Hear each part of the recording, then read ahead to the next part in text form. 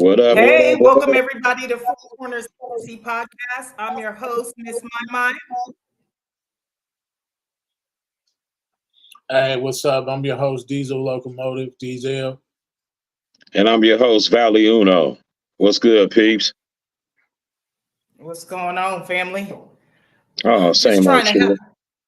trying to have a good time and catch up on some current affairs and talk about all this politicking that's going on in this world.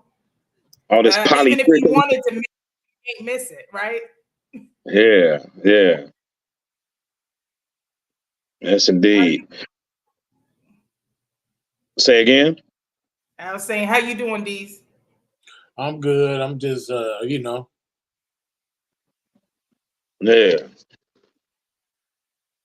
Well, Yeah. we're doing this a little later than we normally do, so it's a little bit awkward for everybody right now. Yeah, we usually be, bright-eyed and bushy-tailed starting this thing. Now it's like kind of the opposite. We're on a different end of the spectrum, so it definitely feels a little bit different. Mm-hmm. Yeah. Yeah. So I guess we could start out by talking about the Sonia Massey shooting. I'm sure you guys have heard about that as well, where a Springfield, Illinois 36-year-old mother of two was shot and killed in her own home Mm-hmm. by a police officer. No surprise there. But she called for help and got murdered in her home. That's the help that she got. well, like I said, I've seen enough videos on it. One video in particular shows her actually throwing the water. So I ain't gonna say it's still justified for him to do what he did, but she definitely shouldn't have did that. Yeah. I think it's one of those things where, it comes into play.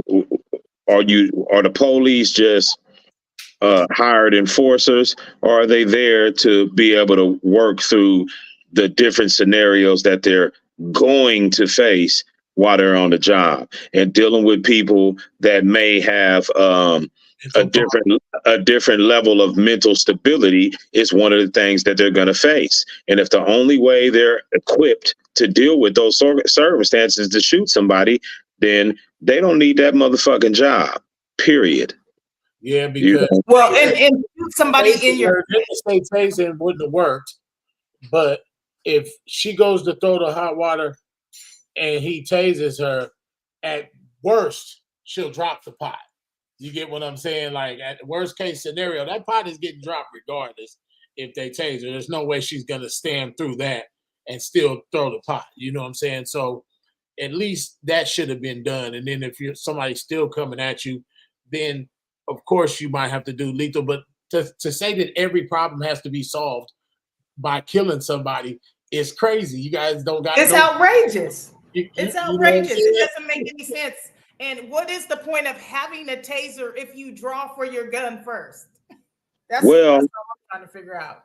Well, there's other elements at play also, because it was mentioned on one of the videos that I watched that the officer who did the shooting, his wife worked at a mental facility that Sonia Massey had been treated at previously. Exactly. And that I believe it was that she had some sort of grievance against the wife, or there was something pre-existing between her and that officer's wife. So she called about a prowler. He shows up, and from the minute she opens the door, he's treating her, in a way that's not becoming of an officer of the law.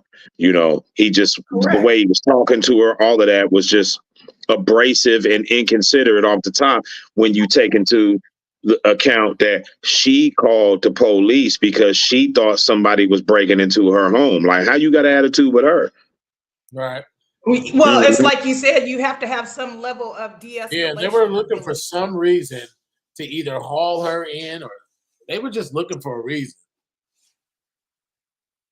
And she had already been to the mental hospital earlier that day, like you were saying, Tavon. She had already been to the mental hospital for something that was going on.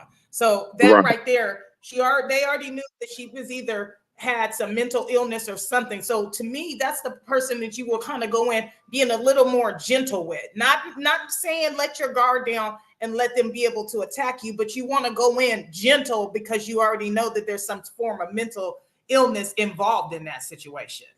Yeah, if you give a damn, but let's face it, clearly he didn't, because soon as he thought it was an issue with the water, I'll shoot you right in your fucking face. You know what I mean? Like, again, that's not the type of mindset or mentality that you're supposed to have if you're somebody that's there to, let's call it what it is, uphold the law. Because if you're upholding the law, that means you're behaving in accordance with it as well. Right. Yeah, that was completely unprofessional as far as the way he spoke, because if somebody is mentally ill, you can antagonize them by saying stuff like that. I'll shoot you in the fucking face. Right. You know what I'm saying, if somebody's, because we're not talking about somebody who's mentally sound, we're talking about somebody who's mentally ill, and they could see that as a challenge. And then, once she had cowered to the floor and all that, most likely burnt herself, probably with the water or something. Yeah, because she didn't drop down slow. She probably burnt herself, like you said. Right. So, well, and another thing that I noticed, one of the things that I noticed too in the video, he directed her to go get the pot off the stove. So you told her to go move the pot, and then when she went and got the pot, you said, just because she said, I rebuke you in the name of Jesus, it's like, I don't know, that it just seems like he wanted to kill that woman. It don't seem like he. And that's what's kind of weird too, because his wife or girlfriend, fiance, whatever you want to call her, worked at the mental institution. And I don't know how true to it is, because some other places will say that her and that woman had an exchange while she was there, and that he might even have been the one who was thumping on her wall at her house, and the reason why she called the police, because I think that needs to be investigated too. Showed up.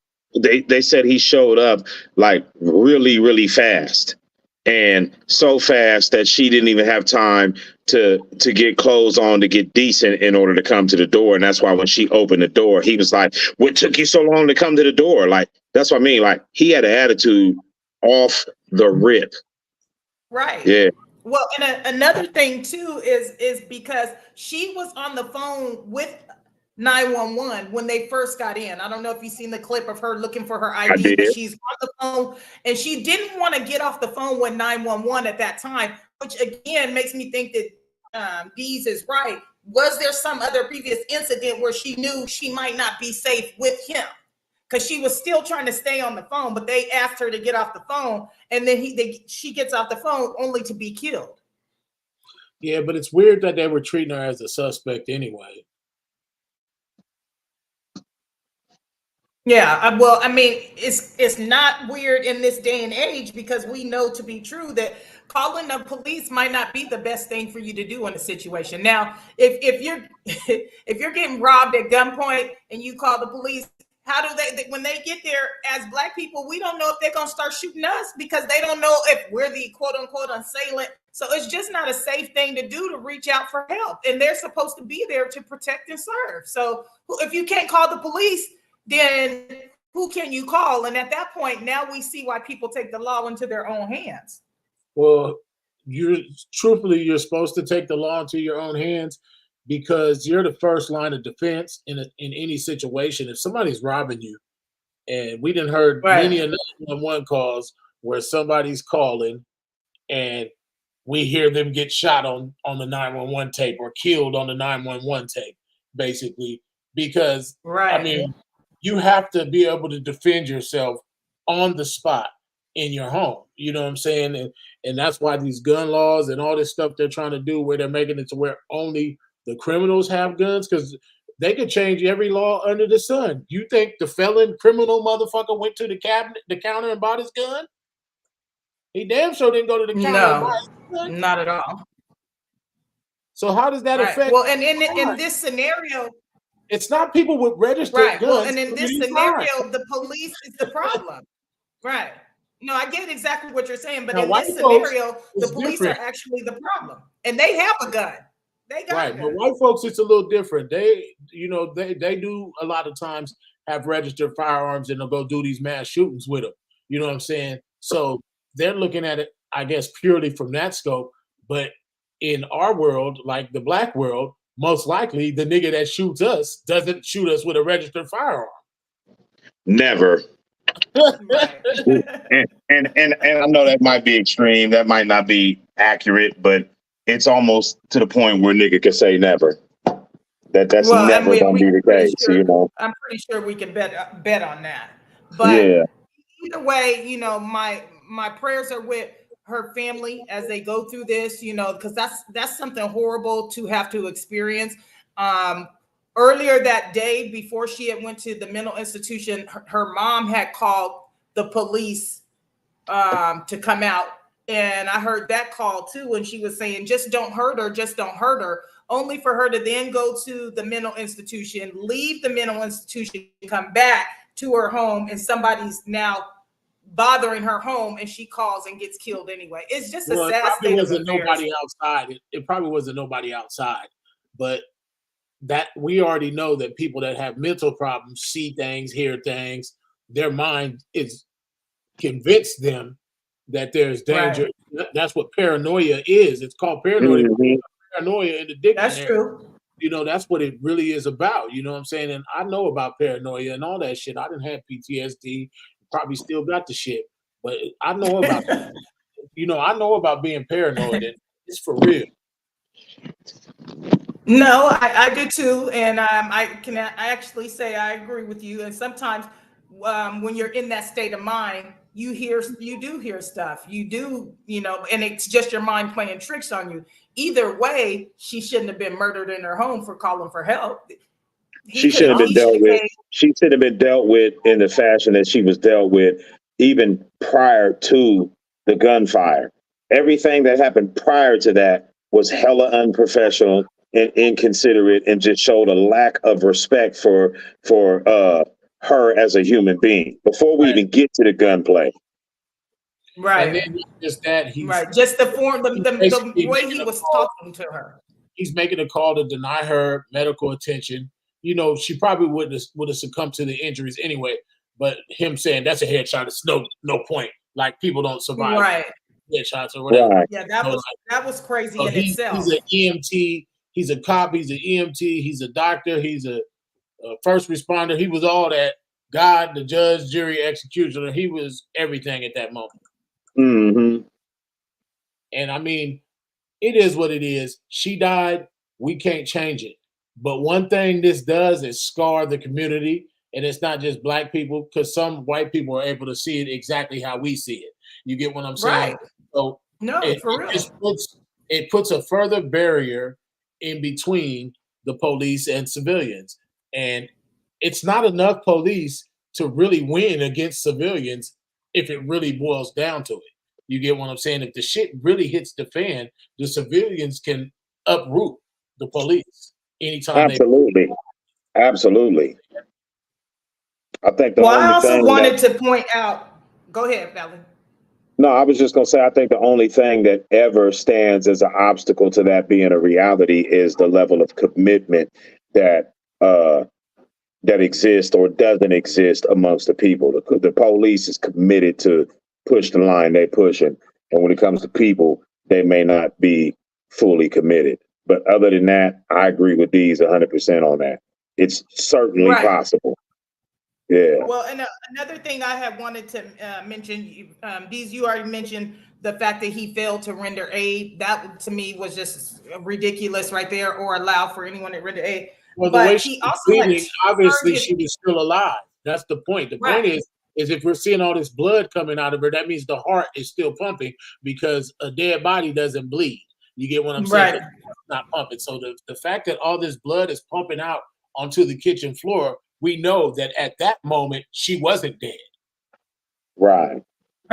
Well, he was also he turned his camera off, which his camera was on when he first came in, and then he turned his camera off prior to the shooting. Had it not been for the other officer who was there, who had his camera on, we would have never known, because part of the lie that they were telling originally is that it was a self-inflicted, she died from a self-inflicted wound initially. And it was a lot of people scrambling to get the story together. Also, the fact that he had been fired from 5 other locations and dishonorably discharged from the military. So how was he even working as a cop? Yeah, because they don't give a damn. yeah, that's the thing. They want a certain level of instability in police officers. They want really high strung and you know, in the test that they take. What would you do if you seen somebody throw a piece of bubble gum on the sidewalk? I'd fucking arrest them, because littering is a crime. They want the motherfucker to be that, like, they want motherfuckers to be that weird. You feel what I'm saying? And that's why they hire them type of motherfuckers, because it take, you know, they can't have lax police where, look, you know what, this situation don't look like nothing to me. Hey, 10-4, such and such, we're gonna go ahead and leave this situation because Hold on a second, you guys. Hold on. I'll go out and tell her. All right. Okay. Yeah, but basically, I'm finally about to be able to get in on my other thing, it looks like, so I can turn this damn phone off.